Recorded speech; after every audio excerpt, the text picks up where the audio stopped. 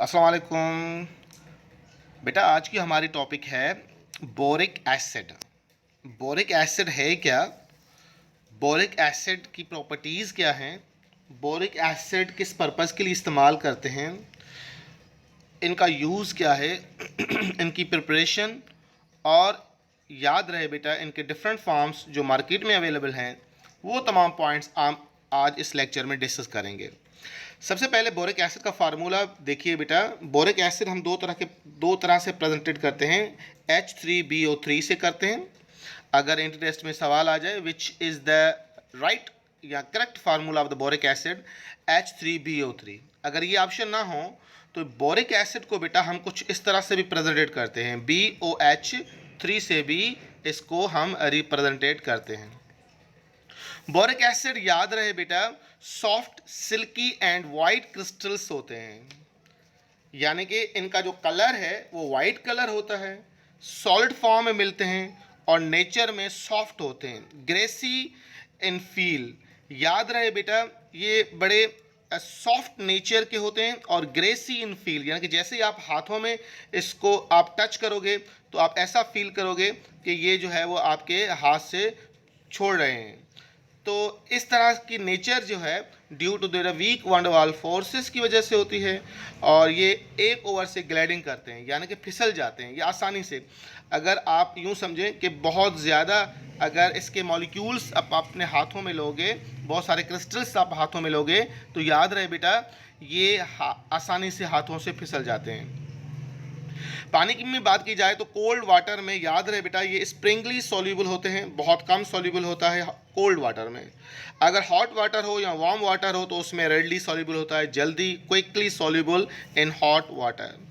It is very weak acid, ये तमाम जो है वो वीक एसिड होता है।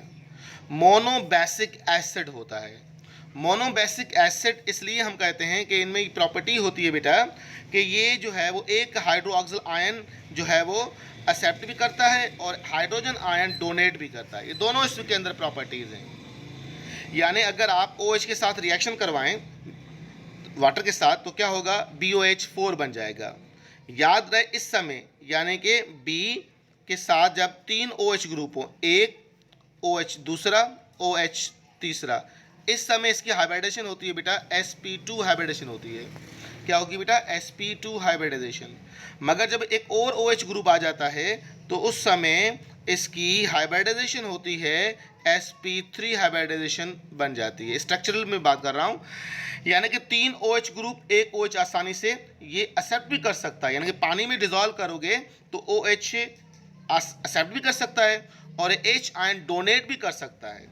तो इसलिए हम इसको टर्म यूज़ करते हैं मोनोबेसिक एसिड, या फिर इसको इस तरह से भी आप यूज़ कर सकते हो कि एक बेस को न्यूट्रलाइज करने वाला एसिड, इसलिए हम इसको मोनोबेसिक एसिड बोलते हैं। अब चूंकि ये बहुत ज़्यादा वीक एसिड है, साथ साथ ये एंटीसेप्टिक नेचर का भी होता है। नेचर क्या है बेटा इसकी, एंटीसेप्टिक नेचर है, इसलिए हम इसको आई वॉश के तौर इस्तेमाल करते हैं।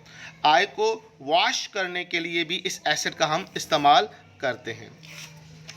उसके बाद अगर मैं बात करूं तो याद रहे बेटा हम दो तरह से इसको प्रिपेयर करते हैं। एक हम बोरेक्स से प्रिपेयर करते हैं, preparation from the borax. Borax का फार्मूला आपके जहन में होना चाहिए। What is the chemical formula borax? Na2B4O7 is the chemical formula of borax. Borax से कैसे बनाते हैं बेटा, बहुत आसान, हम डाइल्यूट सल्फ्यूरिक एसिड के साथ रिएक्शन करवाते हैं, यानी कि सल्फ्यूरिक एसिड में पानी जो है वो ऐड करते हैं 5 टाइम्स। अगर आपके पास 1 लीटर सल्फ्यूरिक एसिड हो तो 5 लीटर पानी में आप इसको डिजोल्व करें, बोरेक्स के साथ रिएक्शन करवा दें, तो याद रहे बेटा जो मेजर प्रोडक्ट है आपकी वो बोरिक एसिड मिलेगी और एक प्रोडक्ट आपको मिलेगी sodium sulphate. Double displacement reaction है, बड़ा आसान है, आप आसानी से इसको भी जो है वो करवा सकते हो। देखें सल्फ्यूरिक एसिड है, यहाँ से OSO4 ग्रुप जो है सोडियम के साथ रिएक्शन कर रहा है, रिजल्टेंट प्रोडक्ट जो बना रहा है क्या बना रहा है बेटा, Na2SO4 बना रहा है। बाकी जो बच्चा आपके पास B4O7 with respect of hydrogen plus क्या है वाटर, अब इनके साथ कॉम्बिनेशन करके ये 4 बोरिक एसिड के मॉलिक्यूल्स बना रहा है। इंडी टेस्ट में सवाल किस तरह से आ सकता है, अगर ये रिएक्शन बेस्ड सवाल आए तो मैं पहले बता चुका हूं, दोबारा रिएक्टेंट साइड आपको मिलेगी, प्रोडक्ट मेजर प्रोडक्ट का नाम पूछेंगे, या अगर कोई गैस बन रही हो तो गैस का नाम पूछेंगे, चाहे वो ऑर्गेनिक रिएक्शन हो या इनऑर्गेनिक रिएक्शन हो, कुछ इस तरह से ही आते हैं बेटा। उसके बाद हम बुरान नाइट्राइट से भी बोरिक एसिड बनाते हैं। बुरान नाइट्राइट हॉट वाटर में जब डिजोल्व करते हैं बेटा, what will happen, boron hydroxide बनाता है। बुरान की वैलेंसी आपको पता +3 है, OH की -1 बाई क्रॉस मल्टीप्लाई करते हैं तो BOH3 फार्मूला बन जाता है। मैं पहले भी एक्सप्लेन कर चुका हूँ, बोरिक एसिड को इस तरह से भी हम प्रेजेंट करते हैं। और एक अमोनिया गैस जो है वो रिलीज करता है, यानी कि अमोनिया गैस और बोरिक एसिड फॉर्मेशन होती है। अगर यही सवाल एंट्री में आए, boron nitrite react with water which gas is release, तो राइट आंसर होगा अमोनिया गैस इज रिलीज। तो इस तरह से हम बोरिक एसिड बनाते हैं। बोरिक एसिड याद रहे, मार्केट में डिफरेंट फॉर्म्स अवेलेबल हैं, पर 3 फॉर्म इनके बड़े मशहूर हैं, मेटाबोरिक एसिड, पायरोबोरिक एसिड और बोरिक ऑक्साइड।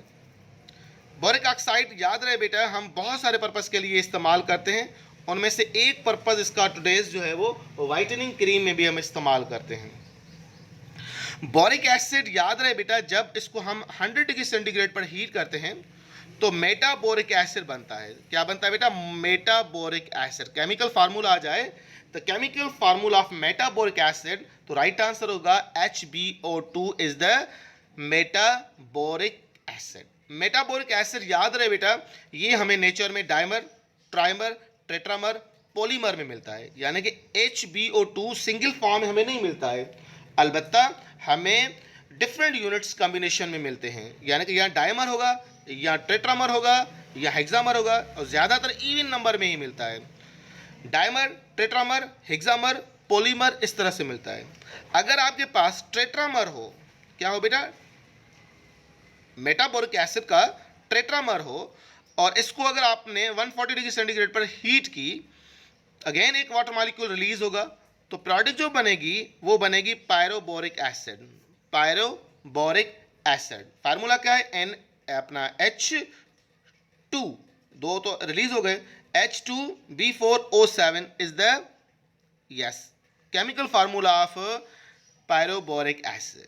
पायरोबोरिक एसिड को जब आप स्ट्रॉन्ग हीट करते हो बेटा, पायरो का मतलब होता है हीट, मेटा का मतलब होता है आफ्टर, ये बात ज़हन में होनी चाहिए।